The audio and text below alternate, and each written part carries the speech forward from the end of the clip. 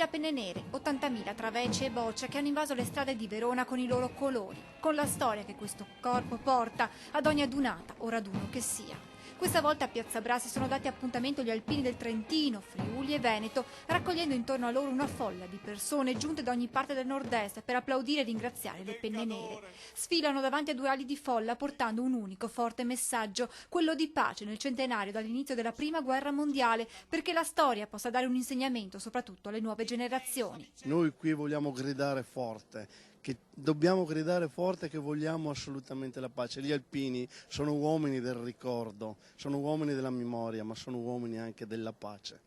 Il Papa sabato aveva parlato di una terza guerra mondiale a pezzi con tanti focolai e violenze. Diventa così ancora più profondo il messaggio che gli alpini lanciano da Verona. La pace non si conquista quando serve, quando è utile, si conquista giorno dopo giorno.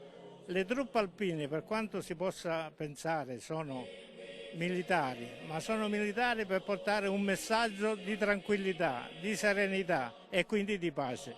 L'emozione che ogni sfilata degli alpini suscita nel pubblico si fa ancora più forte quando passa Cristiano Dal Pozzo, classe 1913, che si alza dalla sedia a rotelle per rendere omaggio al palco delle autorità. Con i suoi 101 anni Dal Pozzo rappresenta un punto di riferimento per gli stessi alpini, testimonianza di un passato da non dimenticare. Per noi le sfilate sono un momento di richiamo alla nostra memoria, un momento di richiamo ai nostri valori, che vogliamo anche, se possibile, trasmettere agli altri. Accanto agli alpini i loro amici a 4 zampe, dai cani delle unità cinofile che in guerra venivano usati come cani da slitta per portare i rifornimenti ai soldati sui ghiacciai, agli immancabili muli.